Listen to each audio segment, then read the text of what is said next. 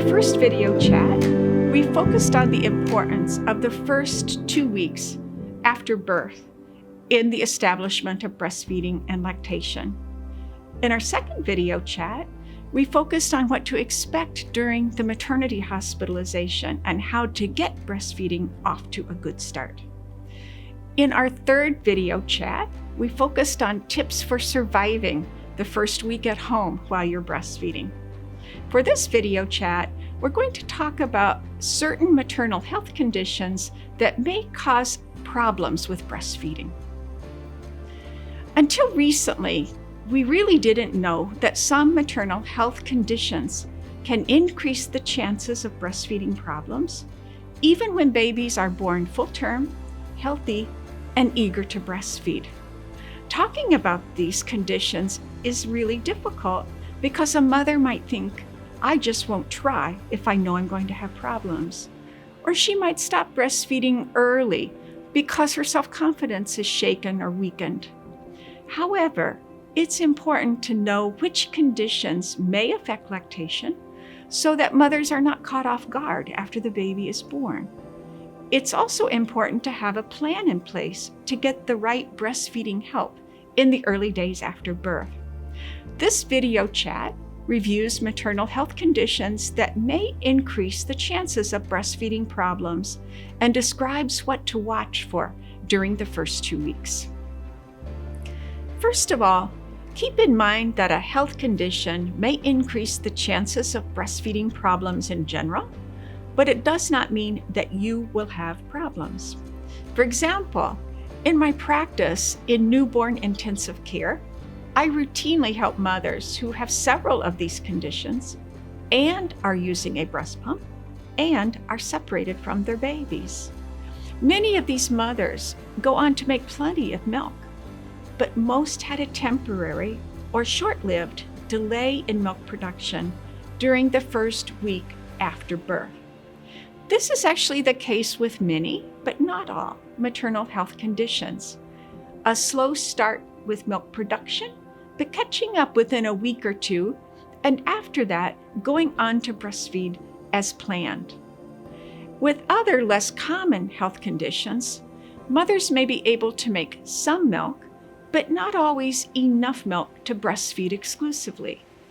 But key to solving these problems is having information, which this chat provides, seeking expert help, and most of all, not getting discouraged. Maternal conditions that affect breastfeeding can be long-standing health problems or complications that arise during pregnancy or birth, or both. One very high-risk problem is having had a previous breast surgery of any type. This includes augmentations, or making the breast larger, reductions, or making the breast smaller, biopsies, and nipple piercings. These procedures can block ducts in the breast that ordinarily carry milk to the nipple. If the milk cannot be removed, it cannot be replaced. However, some milk ducts may not have been affected, so mothers usually make some milk, but not always enough milk to breastfeed exclusively, at least in the early days after birth. Other long-standing problems that can affect breastfeeding include infertility, problems getting or staying pregnant, especially in first-time mothers and mothers who are older than 35 years old, high blood pressure, overweight and obesity, diabetes, polycystic ovarian syndrome, and other chronic diseases.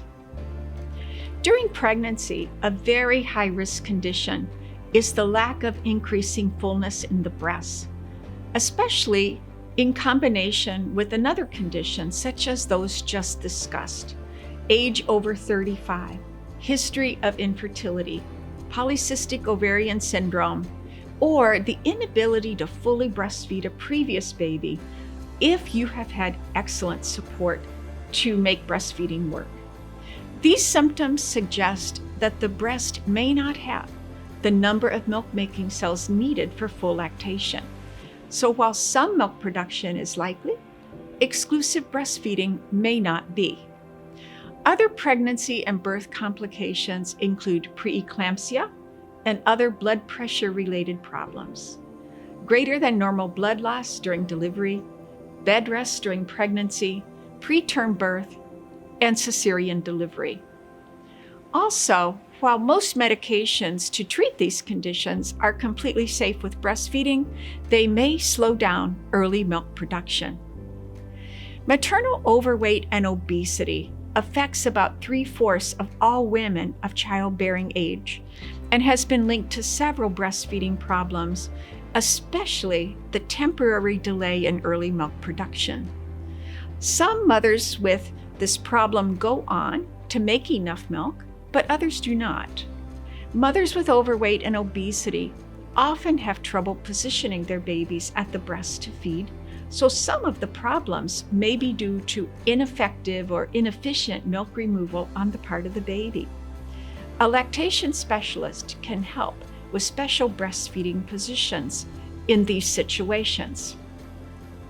Breastfeeding problems that are related to maternal health conditions are the most concerning in the early days after birth, when almost all mothers struggle to sort out what is a normal breastfeeding behavior from an abnormal breastfeeding behavior in their babies. The most important thing to watch for is that babies drink enough milk and that they do not lose too much weight during this time. Seek out expert lactation help and share your concerns with your baby's primary healthcare provider, who will probably want to check your baby's weight gain more frequently until breastfeeding is fully established. The baby weight scale may also be helpful during this time.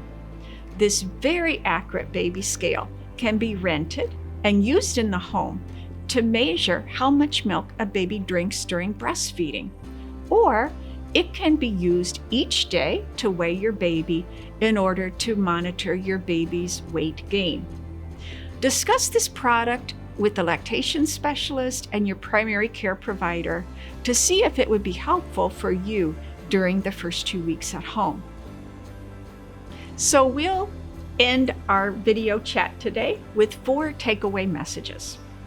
First, there are maternal health conditions that may cause breastfeeding problems, and these problems tend to be the most concerning in the first days after birth. Second, having these conditions does not mean that you will have breastfeeding problems.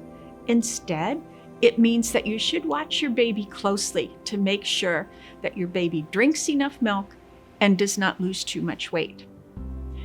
Third, the key to managing these possible breastfeeding problems is having information, looking for expert help, and most of all, not getting discouraged in the beginning.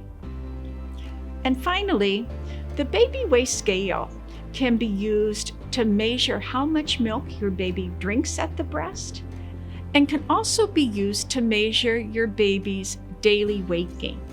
So talk to the lactation specialist and to your primary healthcare provider to see if the baby weight scale may be helpful to you during these first 2 weeks after birth.